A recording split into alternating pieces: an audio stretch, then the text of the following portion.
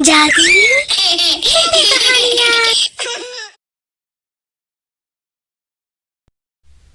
Hall में बैठे Gayatri headphone लगाए गाना सुन रही थी।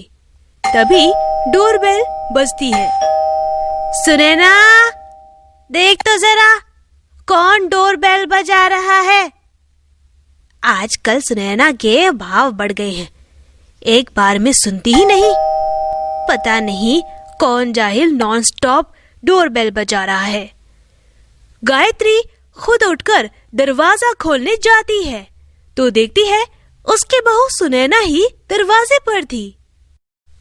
माँ जी, मैं कब से डोरबेल बजा रही हूँ, आपने दरवाजा खोलने में इतनी देर क्यों लगा दी? अरे बहू, मैं हेडफोन लगाकर बैठी थी। और वैसे तू बाहर कब गई और किस लिए गई थी? माँ जी, मैं अपनी फ्रेंड के घर किटी पार्टी के लिए गई थी। मैंने आपको बताया तो था। अरे बहू, मुझे तो पता ही नहीं चला। अच्छा ठीक है, अब जा मेरे लिए चाय बना दे। माँ जी, चाय तो मैं बना दूंगी, अब आप मेरे दोनों देवरों की शादी करवा दीजिए। आखिर मैं कब तक इस घर की जिम्मेदारियां उठाती रहूंगी? उनकी शादी हो जाएगी तो मुझे भी थोड़ा आराम मिल जाएगा। अरे बहू, शादी तो उन नालायकों की करवा दूं, पर उन दोनों निकम्मों से शादी आखिर करेगा कौन? शहर की कोई लड़की तो उन निकम्मों से शादी करने से नहीं रही। तो माँ जी, गांव से लड़कियां ले आइए।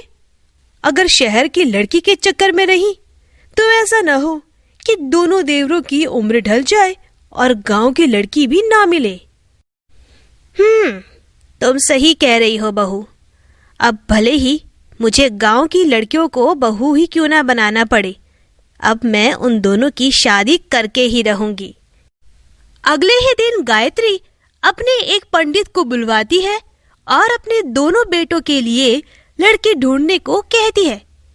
कुछ ही दिनों में पंडित जी एक ही गांव की दो लड़कियां, चंपा और गुलाबों का रिश्ता लेकर आते हैं।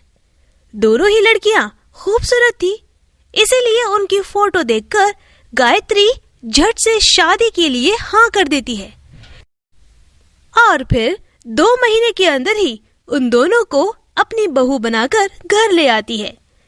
हमारे घर में दोनों नई बहुओं का स्वागत है। आज से ये घर हमारे साथ साथ तुम्हारा भी है। दोनों बहुएं घर देखकर दंग रह जाती है। अरे मोरी मैया, कितना बड़ा घर है! इतना बड़ा तो अपने गांव का पंचायत घर भी नहीं है। क्यों नहीं चंपा, सही कही ना? 100% सच कहा दीदी।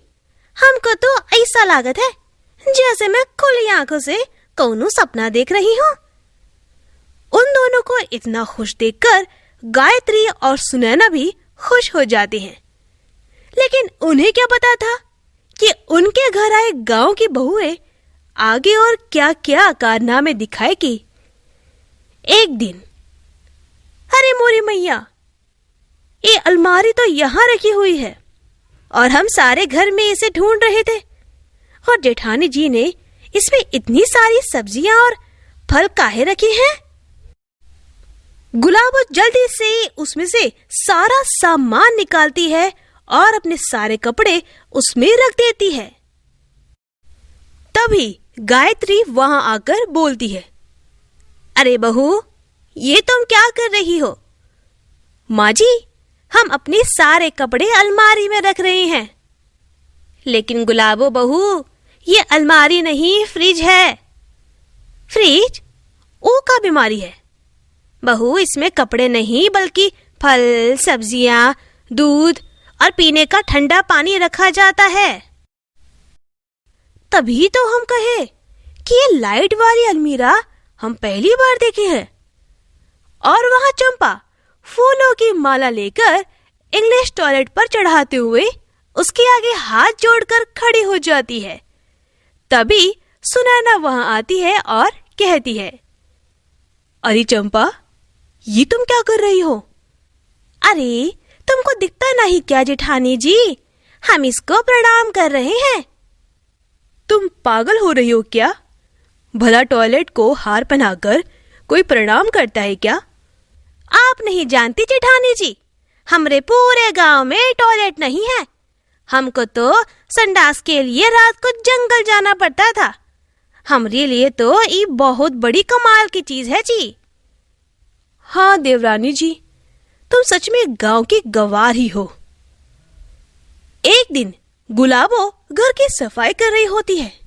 तभी गुलाबो धूल से लिपटा हुआ लैपटॉप देखती है। इस सामान में तो कितनी धूल मिट्टी जमी है। लागत है सासू माँ और जेठानी जी इसकी बिल्कुल भी सफाई नहीं करती है। हमरी जेठानी को तो खुद की पुताई करने से ही फुर्सत कहाँ है जो इन पर ध्यान दे। अब मैं इसे ऐसा चमकाऊंगी कि सबकी आँख खुली की खुली रह जाएगी।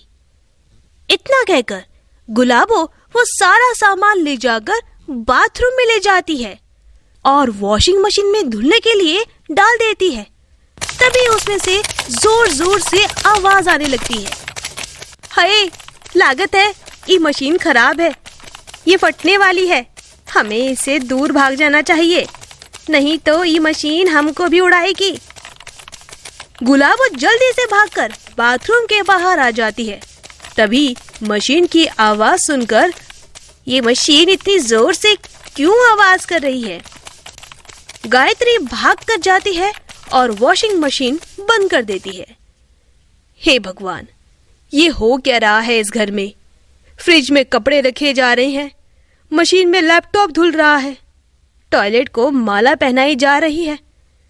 उफ, पता नहीं क्या होगा मेरे इस घर का। गायत्री गुलाबो को आवाज लगाती है और कहती है, गुलाबो बहू। जी सासू माँ, हम यहाँ छुपे हैं बेड के नीचे।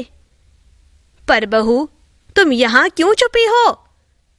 माँ जी, वो मशीन खराब है, फटने वाली है। आप भी यहाँ आ जाइए, नहीं तो ये मशीन आपको भी ना उड़ा दे। कोई नहीं उड़ने वाला, जल्दी से बाहर आ जाओ।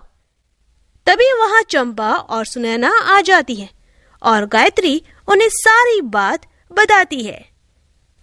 अरे, तुम दोनों गवार हो क्या? तुम्हारी वजह से हमारा लाखों का नुकसान हो गया। हे भगवान, पता नहीं कहां से ये गवार हमारे पल्ले पड़ गई। मैंने सोचा था घर में 2 बहुएं और आ जाएंगी, हमारी सिरदर्दी कम हो जाएगी। लेकिन मुझे क्या पता था कि गांव की गवार से अपने बेटों की शादी करने के बाद मेरी सिरदर्दी और बढ़ जाएगी। अपनी सास के ताने सुनकर गुलाबो और चंपा की आंखों से आंसू आ जाते हैं और दोनों को पछतावा भी होता है। गुलाबो रोते हुए अपनी सास से कहती है, सासू माँ, हम दोनों गांव से आई हैं।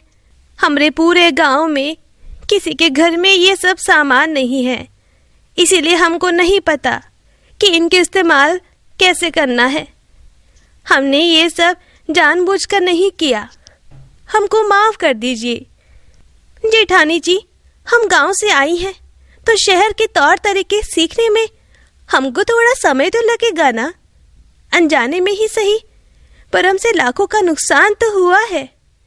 उसके लिए हमको बहुत शर्मिंदगी है। अगर आप हमें शहर के तौर तरीके सिखा देंगी तब ना हम सब काम अच्छे से कर पाएंगे।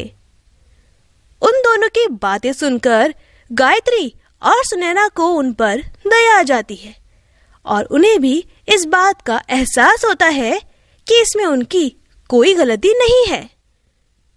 तुम दोनों भी मुझे माफ कर दो, मैं समझ ही नहीं पाई कि इसमें तुम्हारी कोई गलती नहीं है। अब से ये तुम्हारी बड़ी बहन अपनी दोनों छोटी बहनों को शहर के सारे तौर तरीके सिखाएगी। हम ही पागल थे जो तुम दोनों को बिना कुछ समझाए ही तुम दोनों पर चिल्लाते रहे। अब से हम तुम दोनों को सारे तौर तरीके सिखाएंगे। कुछ ही दिनों में उन दोनों के काम में काफी बदलाव आ जाता है और वो दोनों जल्द ही सही तरीके से काम करना सीख जाते हैं। तो दोस्तों, अगर आपको हमारी कहानी पसंद आई हो तो इसे लाइक करना और शेयर करना और हमारे चैनल को सब्सक्राइब करना मत भूलना।